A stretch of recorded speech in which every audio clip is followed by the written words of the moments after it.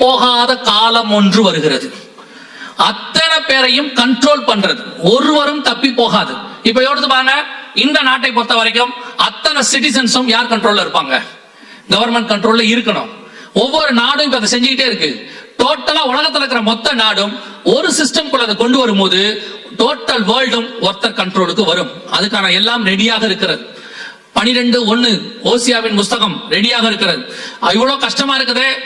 இப்ப நம்ம என்ன பண்ணணும் அப்படின்னா 2 காரியம் நீங்கள் செய்யணும். ஒன்று, ஒழுக்கமான வாழ்க்கை.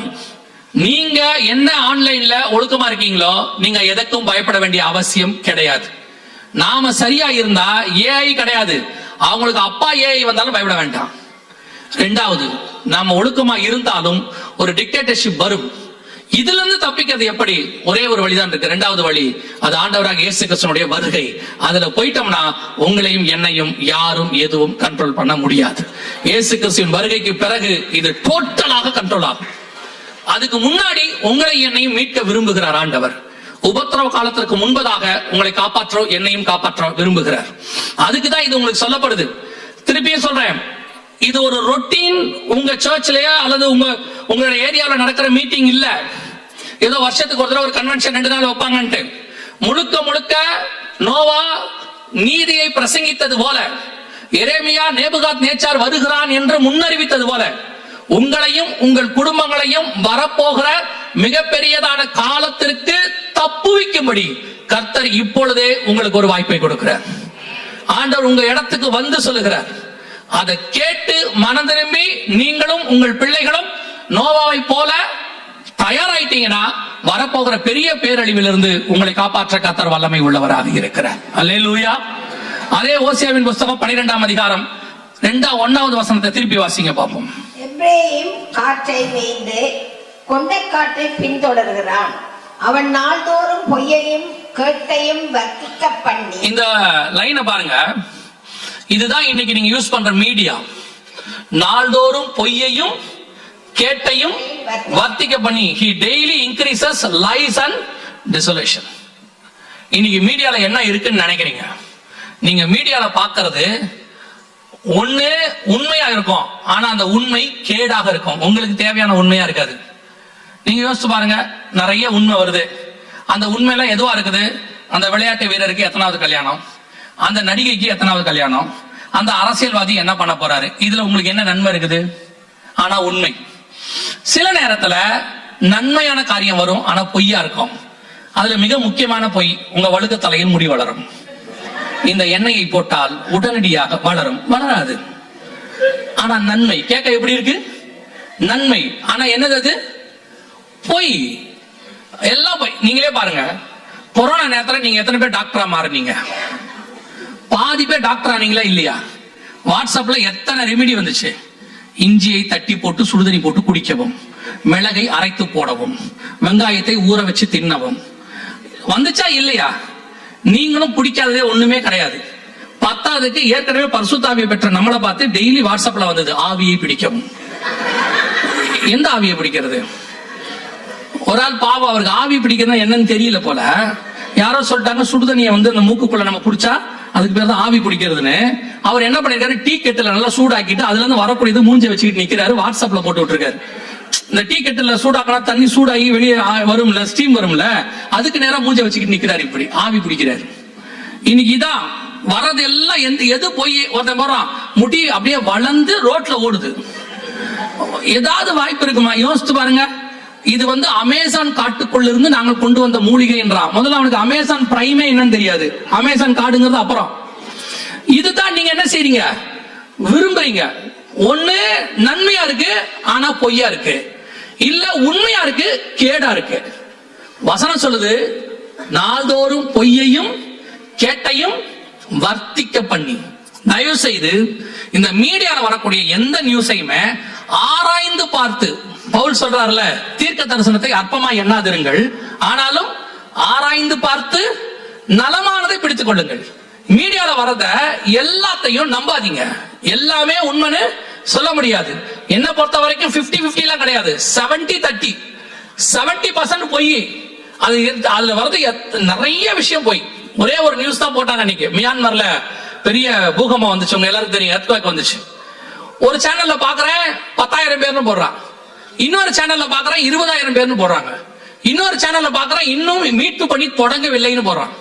ஒரே எர்த்குவேக்குக்கு 3 பேர் 3 நியூஸ் போடுறான். இதுல எது உண்மை?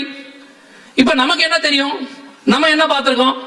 நம்மளை பொறுத்த வரைக்கும் மீடியால வந்துட்டா உண்மை அப்படின்னு நம்புறோம். தயவு செய்து மீடியாவில் 70% பொய் வருது. உங்களுக்கு தேவை என்ன அதை மட்டும் பாருங்க. மிக முக்கியமாக இந்த ஃபார்வர்டுன்னு ஒரு ஆவி இருக்குது உங்க எல்லாருக்கும். அந்த ஆவிக்கு பேரு ஃபார்வர்ட் ஆவி. எதை ஒன்னையும் ஃபார்வர்ட் பண்ணாம தூக்கமே வராது. சிலருக்கெல்லாம் காலையில இவங்க கூட வசனம் டைப் பண்ணவே மாட்டாங்க, இவங்களுக்கு யாராவது அனுப்புவாங்க வாக்குத்தத்த வசனம், அதை ஒரு 20 பேருக்கு அனுப்பிட்டு காலை 4 மணிக்கு படுத்து தூங்குறது, இருக்கிறவனெல்லாம் 4:30 மணிக்கு எழுப்பிடுறது. தயவு செய்து அந்த மெசேஜ் என்னன்னு பாருங்க, அது அந்த ஆளுக்கு பிரயோஜனமான்னு பாருங்க. அதுவும் இந்த காலத்து விசுவாசிகளுக்கு ஒரு குணம், நல்ல விஷயத்தை நீங்க ஃபார்வர்ட் பண்றதே இல்லை தெரியுமா உங்களுக்கு? மகிமையின் 7 படிகள் ஃபார்வர்ட் பண்ண மாட்டீங்க. பரலோகத்துக்கு போவது எப்படி ஃபார்வர்ட் பண்ண மாட்டீங்க. நீங்க எதை ஃபார்வர்ட் பண்ண தெரியுமா? அந்த ஊழியக்கார குடும்பத்தில் நடந்தது என்ன, அடுத்து அப்படியே மொத்த பேருக்கு ஃபார்வர்ட் பண்றது. இப்ப அவர் குடும்பத்துல நடந்ததுல உங்களுக்கு என்ன, இப்ப நீங்க ஃபார்வர்ட் பண்றீங்களே அவருக்கு என்ன, அந்த குடும்பத்துல என்னமோ நடந்துட்டு போகுது, அதை வச்சு உங்களுக்கு என்ன பிரயோஜனம்?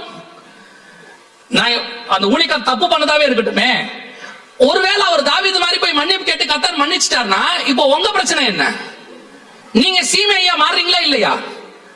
நல்லா கவனிங்க. நோவா தன் கூடாரத்தில் வஸ்திரம் விலகி படுத்திருந்தார், நிர்வாணமாக இருந்தார். இப்போ பையன் பார்த்துட்டு போய் 2 பேருக்கு அந்த மெசேஜை ஃபார்வர்ட் பண்றான், சேமுக்கும் யாபேத்துக்கும். இப்போ அந்த 2 பேரும் அதை ஃபார்வர்ட் பண்ணாம என்ன பண்ணிட்டாங்க? டெலீட் பண்ணிட்டாங்க. டெலீட் பண்ணிட்டு அந்த மெசேஜை அப்பாவை கொண்டு வந்து நிர்வாணத்தை மூடிட்டாங்க. அப்பா எழுந்திருக்கிறார். எழுந்திரிச்ச உடனே நடந்த சம்பவம் என்னன்னா, ஃபார்வர்ட் பண்ணவனுக்கு சாபம் வந்துச்சு, அவனுக்கு மட்டும் இல்ல அவன் பிள்ளைக்கே சாபம் வந்துருச்சு. ஆனா டெலீட் பண்ணால அவனுக்கு ஆசீர்வாதம் வந்துருச்சு. நீங்கள் ஃபார்வர்ட் பண்ண வேண்டியது ஒரு ஊழியக்காரனையோ அல்லது விசுவாசியோ இன்னொருத்தரை பத்தி குறைகளை அல்ல, நீங்கள் ஃபார்வர்ட் பண்ண வேண்டியது இயேசு கிறிஸ்துவினுடைய சுவிசேஷத்தை மட்டும். நீங்க ஃபார்வர்ட் பண்றது சுவிசேஷமா இருந்தா அதுல ஒரு ஆத்மா கிடைச்சா அது உங்கள் கணக்கிலே பரலோகத்திலே கர்த்தர் வைத்துக் கொள்வார். நீங்க ஃபார்வர்ட் பண்றதுல ஒரு ஆள் இடல் அடைஞ்சிட்டான்னு வச்சுக்கோங்க, ஆண்டவரை விட்டு போயிட்டான்னு வச்சுங்க, எந்திர கல்ல கட்டி நரகத்துல போட சொல்றாரு ஆண்டவர். உங்க வேலை எதை ஃபார்வர்ட் பண்றதுன்னு தெரியணும். நாள்தோறும் பொய்யையும் கேட்டையும் வர்த்திக்க பண்ணி நீங்கள் ஃபார்வர்ட் பண்ற ஒரு ஊழியக்காரனை பத்தியோ ஒரு ஊழியத்தை பத்தியோ ஒரு விசுவாசியை பத்தியோ தேவையில்லாத காரியத்தை ஃபார்வர்ட் பண்ணுவீர்களானால் அது நாள்தோறும் கேட்டை வர்த்திக்க பண்றதுக்கான ஒரு அடையாளம். தயவு செய்து கடைசி காலத்தில் இந்த தூஷிக்கிறது 2 கொரிந்தியர் மன்னிக்கணும் தீமோத்தேயு நிருபம் 2வது லெட்டர்ல பவுல் சொல்வார், 3ஆம் அதிகாரம் 1-2 வசனங்கள் வாசிங்க பாப்போம். 2 தீமோத்தேயு 3:1-2. மேலும் கடைசி நாட்களில் கொடிய காலங்கள் வரும் என்று அறிவாயாக, எப்படியெனில் மனுஷர்கள் தற்பிரியராயும் பணப்பிரியராயும் வீம்புக்காரராயும் அகந்தை உள்ளவர்களாயும் தூஷிக்கிறவர்களாயும். அதாவது தூஷிக்கிறவர்கள் அந்த லிஸ்ட போய் எடுத்து வீட்டுல படிச்சு பாருங்க. அந்த லிஸ்ட்ல உள்ளவங்க எப்படியாவது ஒரு 2 பேர் அந்த வீட்டுல இருப்பாங்க.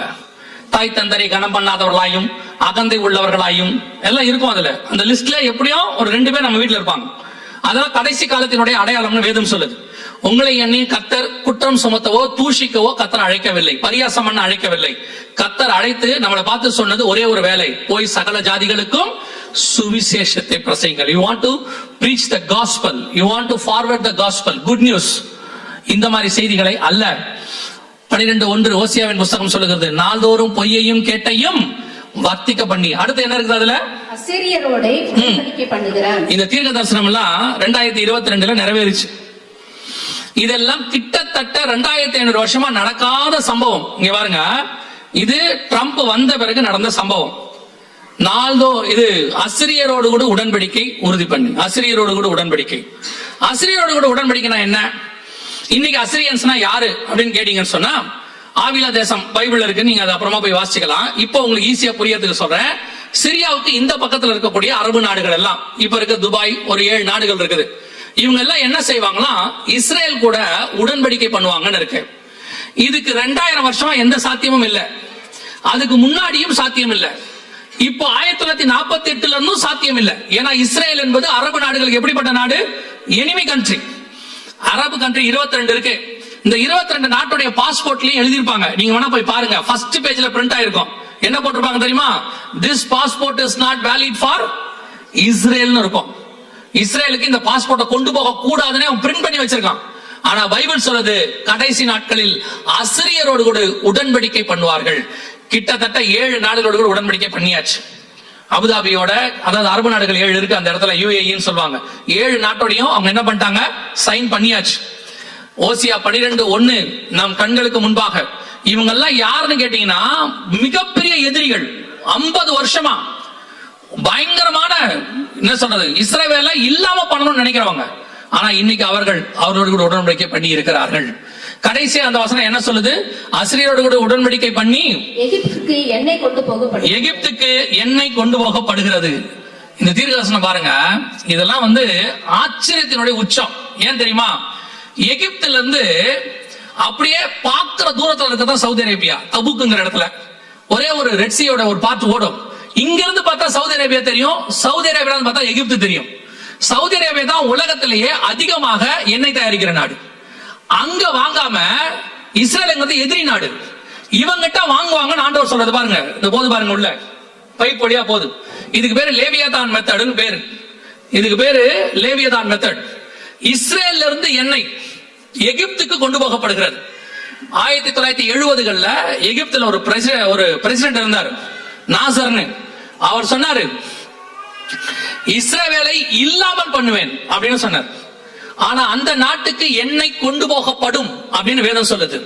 இன்னைக்கு எண்ணெய் போயிருச்சு, எகிப்துக்கு எண்ணெய் கொண்டு போகப்பட்டாச்சு, இஸ்ரேல்ல இருந்து கொண்டு போயிருக்கு.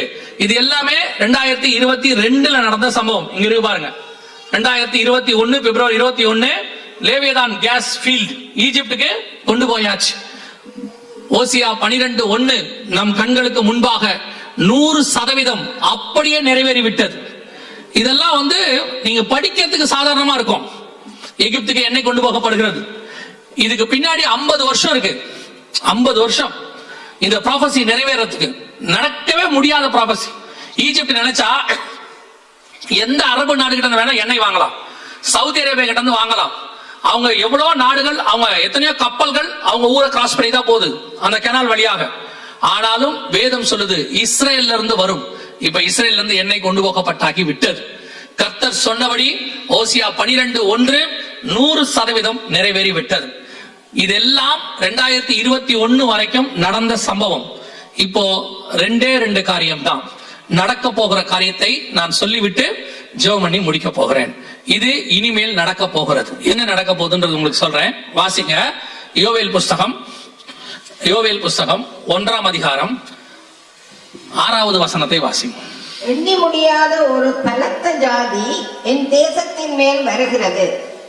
அதன் பற்கள் சிங்கத்தின் பற்கள், துஷ்ட சிங்கத்தின் கடைவாய் பற்கள் அதற்கு உண்டு. இது யாரை பத்தி சொல்லப்பட்டிருக்கிறது? எண்ணி முடியாத ஒரு பலத்த ஜாதி என் தேசத்தின் மேல் வருகிறது. அதன் பற்கள் சிங்கத்தின் பற்கள், அதன் துஷ்ட சிங்கத்தின் கடைவாய் பற்கள் அதற்கு உண்டு.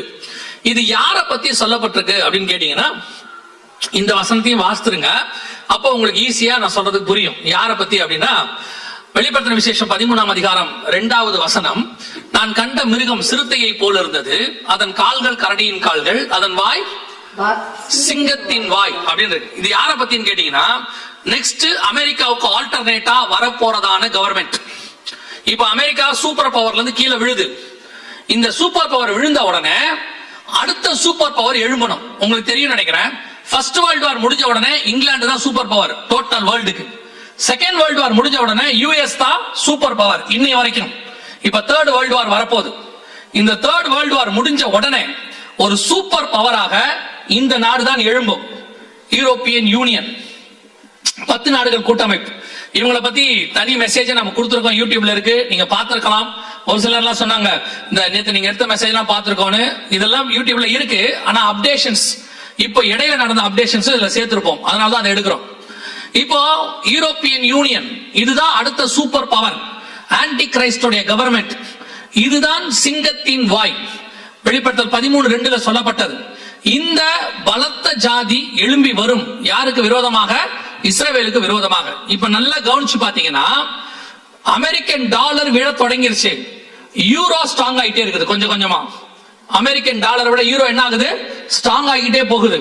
இப்ப டைம்ஸ் ஆஃப் இந்தியால எழுதியிருக்காங்க, why euro is stronger than US அப்படின்னு அவங்க ஒரு ஆர்டிகலை எழுதியிருக்கிறாங்க. இப்ப நம்ம கண்ணுக்கு முன்னாடி அடுத்த வல்லரசு எழும்புகிறது. இதுதான் யோவேல் 1:5 சொன்னது. நேத்து நம்ம சொன்னோம், ஒரு வார் ஒண்ணு வரப்போது, பெரிய வார் அடுத்து நம்ம ஃபேஸ் பண்ண போறோம். அந்த வாருடைய முடிவில் தான் இந்த கவர்மெண்ட், இது ஆன்டி கிரைஸ்டுடைய கவர்மெண்ட். இந்த கவர்மெண்ட்ல வரக்கூடிய ஒருத்தர் தான் ஆன்டி கிரைஸ்டாக இருக்கணும், அந்த கடைசி ராஜாவாக. அந்த ஆன்டி கிரைஸ்ட் வருவதற்கு முன்பதாகத்தான் உங்களையும் என்னையும் மீட்க வருவேன் என்று இயேசு வாக்கு பண்ணி இருக்கிறார். அல்லேலூயா. 2 தெசலோனிக்கேயர் 2ஆம் அதிகாரத்துல 4 முதல் 9 வசனங்கள், 2 Thessalonians chapter 2 verses 4 to 9 நீங்க வாசிக்கும் பொழுது அந்த ஆன்டி கிரைஸ்டுடைய கவர்மெண்ட்டை பத்தியும் அவன் எழும்புவதை பத்தியும் அங்கே சொல்லப்பட்டிருக்கிறது. அந்த அக்கிரமக்காரனுடைய வருகை சாத்தானுடைய செயலின்படி சகல வல்லமையோடும் அடையாளங்களோடும் பொய்யான அற்புதங்களோடு கூட இருக்கும் அப்படின்னு 7 முதல் 9 வசனத்துல இருக்கு. சோ இந்த கவர்மெண்ட் தான் வரப்போகுது. இப்போ இந்த கவர்மெண்ட் ஸ்ட்ராங் ஆகிட்டே இருக்கு. கொஞ்சம் கொஞ்சமா மிலிட்டரி அவங்க வளர்த்துக்கிட்டு இருக்காங்க. அவங்களுடைய எக்கானமி ஸ்ட்ராங் ஆகுது. இப்போ அவங்களுடைய பார்லிமெண்ட் கிட்டத்தட்ட 783 நினைக்கிறேன் ஒரு பார்லிமெண்ட் மொத்தம் பேர் இருக்காங்க. எல்லாம் ஸ்ட்ராங் ஆகிட்டே இருக்கு. இப்போ இவர்கள் அடுத்த வல்லரசாக உருவாகும் பொழுது இது எல்லாத்தையும் கண்ட்ரோல் பண்ணக்கூடியவனாகத்தான் ஒருவன் எழும்பி வருவான். எண்ணி முடியாத ஒரு பலத்த ஜாதி என் தேசத்தின் மேல் வருகிறது. இப்போ அந்த எண்ணி முடியாத பலத்த ஜாதி ஏறக்குறைய 28 நாடு இருக்குது, 28 நாடு இருக்கு. இப்போ நிறைய நாடுகள் சேரத்துக்காக சொல்லி இருக்கிறாங்க.